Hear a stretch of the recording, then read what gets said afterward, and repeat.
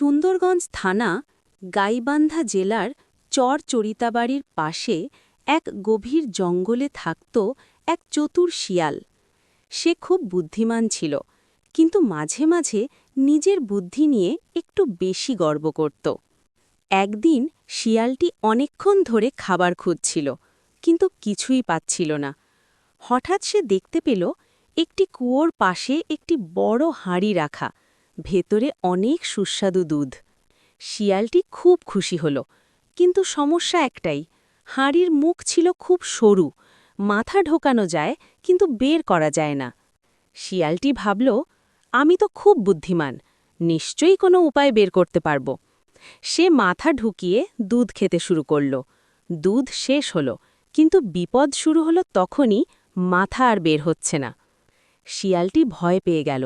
সে ভাবল, আমি তো নিজের বুদ্ধির অহংকারে পড়ে বিপদে পড়েছি।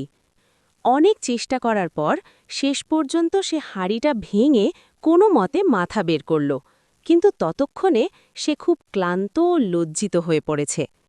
সেদিন শিয়ালটি একটি বড় শিক্ষা পেল, শুধু বুদ্ধিমান হওয়াই যথেষ্ট নয়, বুদ্ধি সঠিকভাবে ব্যবহার